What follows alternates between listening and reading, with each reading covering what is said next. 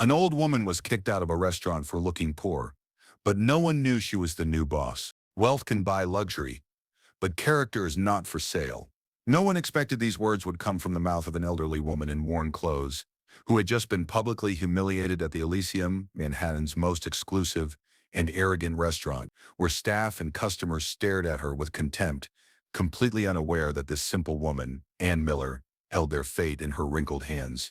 Stay until the end and don't forget to subscribe and tell me in the comments where you are watching from. Ann Miller, a 75-year-old lady with a worn leather handbag and a wool coat that had seen better days, observed the luxurious environment with attentive eyes that seemed to catalog every detail. Her posture was upright but discreet, like someone accustomed to occupying spaces without being noticed. The Elysium, with its crystal chandeliers that reflected light like private constellations and its furniture made of imported noble wood, was the epitome of New York exclusivity. "May I help you?" asked the maitre d', with a tone that clearly indicated her presence was a mistake, to be quickly corrected. "I would like a table for one, please," Anne replied with a soft yet firm voice. The man, impeccably dressed in his Italian suit, raised an eyebrow and consulted the reservation list with a theatrical gesture. "I'm sorry, but we work exclusively with advance reservations. The Elysium is a fine dining establishment, you understand?" "I understand," Anne calmly responded. "But I would like to experience the cuisine I've heard so much about. I wouldn't mind waiting for an available table." The maitre d', who introduced himself as Richard Fontaine, exchanged meaningful glances with the approaching manager, a middle-aged man named Maxwell Brooks, whose commercial smile did not reach his cold eyes. "Madam," Maxwell began with a condescending tone, "perhaps you're not aware, but besides mandatory reservations, we have a strict dress code and a menu with dishes starting at $200. May I suggest the bistro on 2nd Avenue? It's more accessible." Around them, well-dressed customers began to observe the scene, some with poorly disguised curiosity, others with evident disdain. Among them was Victoria Harrington, the influential food critic whose opinion could elevate or destroy restaurants. She observed everything with clinical interest, while savoring her $500 bottle of wine. "I understand your concern," replied Anne with dignity, "but I can assure you that I can afford the meal." The manager smiled with false sympathy. "It's not just a financial matter, madam. It's about maintaining the standard and atmosphere that our regular customers expect. I'm sure you understand." Victoria Harrington rose from her table and approached, her designer dress rustling softly. "Maxwell, isn't this the restaurant that prides itself on its unparalleled gastronomic experience? I'm curious to know when prejudice became part of the menu." Maxwell appeared momentarily disconcerted before recovering his professional composure. "Ms. Harrington, we're merely following our established policy. We have standards to maintain, and apparently those standards include judging your potential customers by their appearance," Victoria replied coldly. Then, addressing Anne, "Don't worry, dear. There are other establishments in New York that value character more than wallet size." A young waitress, Sophia, watched the scene with evident discomfort. Unlike the other employees, her gaze conveyed compassion, not judgment. Anne remained impassive, only a slight tremor in her wrinkled hands betraying her discomfort. "I appreciate your concern," she said to Victoria, "but perhaps Mr. Brooks is right. This may not be the appropriate place for me." "See?" Maxwell smiled triumphantly. "The lady herself recognizes the situation. Now, if you'll allow me to escort you to the exit." As Maxwell led Anne toward the door, a middle-aged man, elegantly dressed, rose from a table in the corner. It was Jonathan Pierce, one of the Elysium's minority investors. "Maxwell, what's happening here?" he asked with an authoritative voice. "Just handling a situation, Mr. Pierce. This lady was looking for a place more suitable to her profile." Anne observed the interaction with a serene expression, as if watching a theater play whose ending she already knew. "And who determines what is suitable?" Jonathan questioned. "I thought the Elysium was founded with the philosophy that true excellence transcends appearances." Maxwell laughed nervously. "Naturally, Mr. Pierce. But we have procedures, reservations, dress code." "Procedures that apparently apply selectively," Jonathan observed. Then addressing Anne, "I apologize for the inconvenience, madam. As an investor, I can assure you this is not the spirit of the Elysium." Richard, the maitre d', quickly intervened.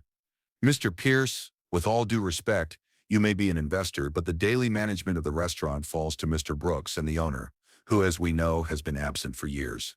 I'm aware of that, Jonathan replied dryly. And perhaps that absence has allowed certain questionable practices to take root. The murmur in the restaurant increased. Customers exchanged glances and whispers, some visibly uncomfortable with the situation, others delighting in the unexpected drama that accompanied their expensive dinner. Sophia, the young waitress, timidly approached. "Excuse me, Mr. Brooks. Perhaps we could offer a table in the side area. We have one available." And, "Return to your duties, Sophia," Maxwell cut her off sharply. "You are not in a position to make these decisions." The waitress retreated, but not without exchanging a sympathetic look with Anne, who returned it with an imperceptible nod. Victoria Harrington, still observing, made a note on her tablet. Interesting how a restaurant reveals its true character, not by what it serves, but by how it serves, she commented aloud to her companion. Maxwell, realizing the potential disaster that a negative review from Victoria would represent, tried to reverse the situation. "Perhaps we've been hasty. If the lady really wants to experience our cuisine—" Anne raised a hand, gently interrupting him. "That won't be necessary, Mr. Brooks. I perfectly understood the type of establishment the Elysium has become." She took a small golden card from her worn bag and extended it to him. "But perhaps this is a good time to give you this." Maxwell took the card with visible irritation, certain it would be some discount coupon from a department store or something equally irrelevant. His face, however, lost its color when he read the name printed in elegant letters. Anne Miller, owner and president, Groupe Gastronomique International. The silence that followed was so heavy, it seemed to have its own substance. "This can't be true," Maxwell finally stammered. "Mrs. Elizabeth Miller is the owner of the Elysium. She has lived in Europe for years and never interferes with the administration." "Elizabeth was my sister," Anne calmly replied. "She passed away 3 months ago. As her only living relative, I inherited her business interests, including majority control of the Groupe Gastronomique, which, as you know, owns this and 12 other award-winning restaurants around the world." Jonathan Pierce couldn't contain a smile. "So you're the mysterious new owner who took over after Elizabeth's passing.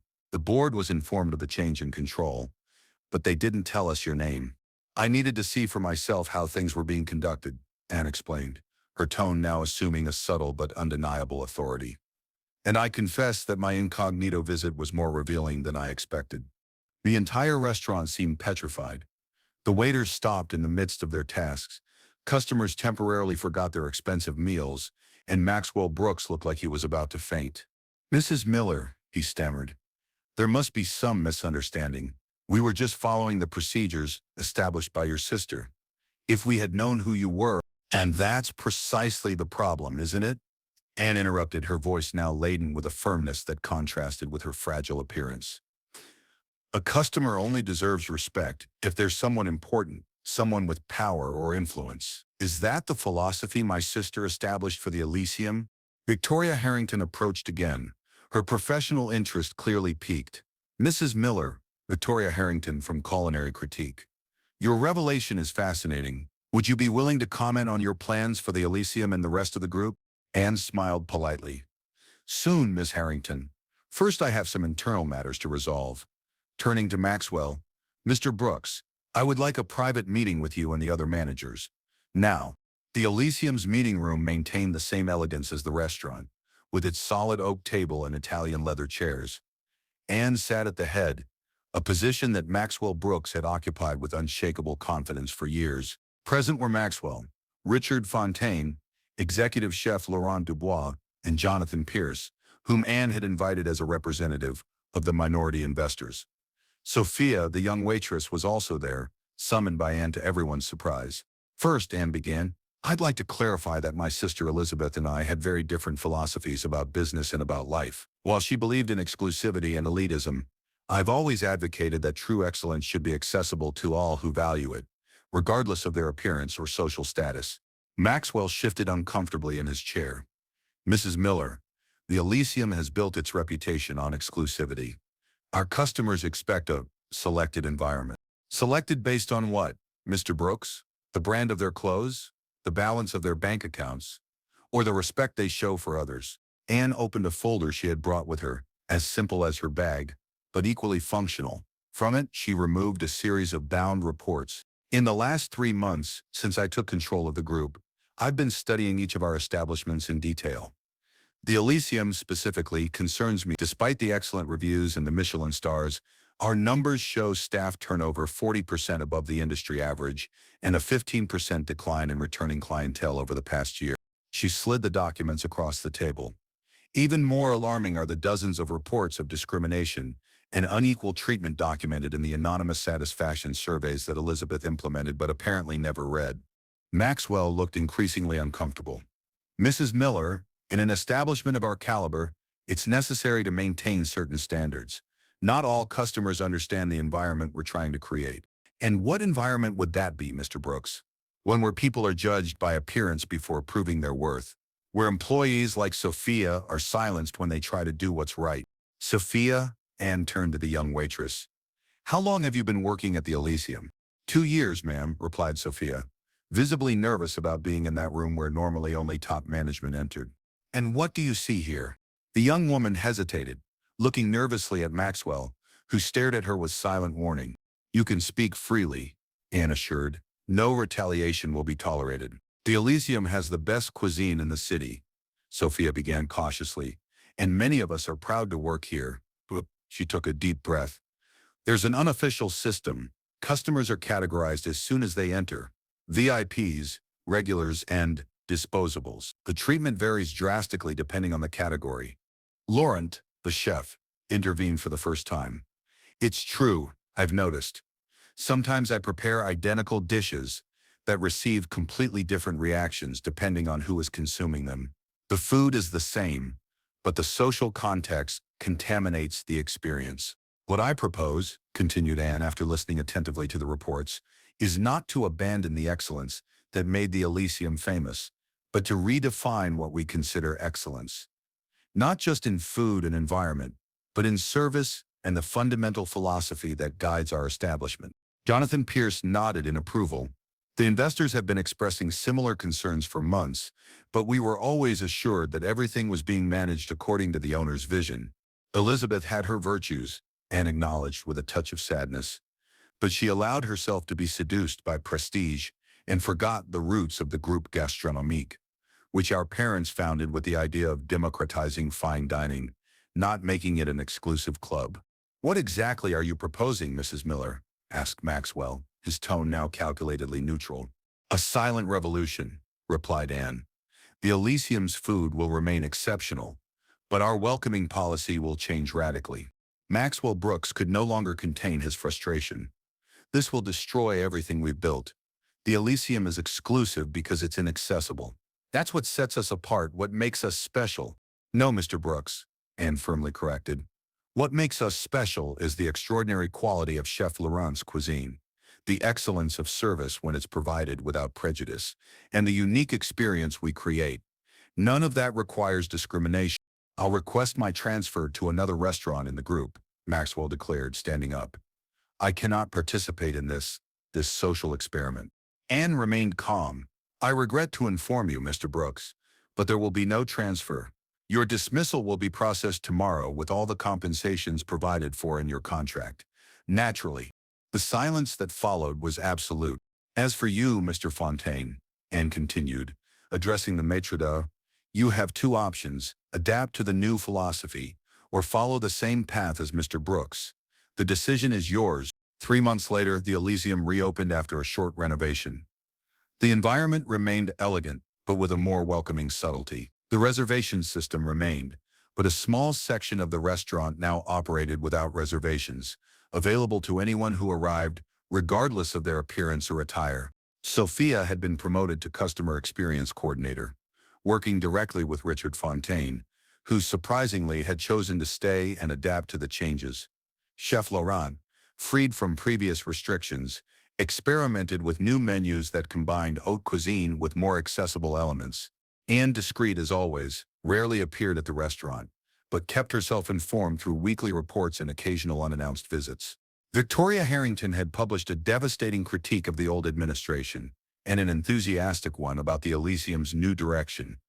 A silent revolution in New York gastronomy, she had written. The Elysium has finally understood that true luxury is not in exclusion, but in accessible excellence. On an autumn afternoon, Anne was sitting at a discreet table at the Elysium, savoring one of Chef Laurent's new dishes, when she noticed a hesitant man at the entrance. It was Maxwell Brooks, visibly aged by months of unemployment and rejection in the elite gastronomic circuit that after his scandal had closed its doors to him. Richard Fontaine received him with professionalism, without a trace of the disdain that he himself used to show. Anne observed the interaction from a distance, noting how Maxwell seemed uncomfortable, looking around as if expecting to be recognized and expelled at any moment. When he was led to a table not far from hers, Anne made a discreet gesture to Sophia, who approached immediately. "That gentleman will receive the best that the Elysium has to offer," instructed Anne. "And please, don't mention my presence." Sophia nodded, understanding perfectly. At the end of his meal, Maxwell seemed transformed. His countenance, previously tense and bitter, showed traces of the confident man he once was, but with a new humility, born of adversity. It was then that Anne decided to approach. "Mr. Brooks," she said softly, stopping beside his table. The recognition in his eyes was immediate, followed by a mixture of shame and resignation. "Mrs. Miller, I didn't expect to find you here." "This is still my restaurant," she replied with a serene smile. "How was your experience today?" Maxwell hesitated before answering honestly. "Transformative. The Elysium has changed for the better. The food, the environment, the service, everything maintains excellence, but there's something more, an authenticity that was missing before." Anne nodded, satisfied. "Mr. Brooks, I believe in second chances.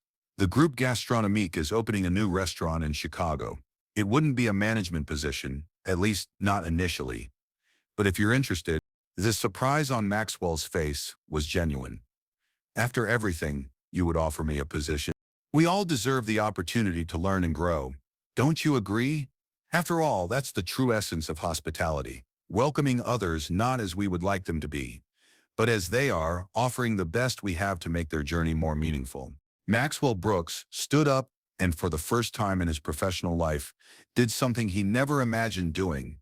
He extended his hand in sincere gratitude to an elderly lady in simple clothes, finally recognizing that true authority doesn't come from titles or appearances, but from the character and wisdom that only experience can bestow. The true face of power, Anne Miller had demonstrated, is not in showing off, but in transforming. Not in excluding, but in including. Not in lowering, but in elevating. A lesson that the Elysium and all who pass through it would not soon forget. If you've come this far, and this story has touched your heart, I invite you to keep this faith alive with us by subscribing to the channel and activating the notification bell so you don't miss any stories that touch the soul. And if this story has moved you, give it a like so we can continue sharing more stories like this one, made with all our hearts. Until next time.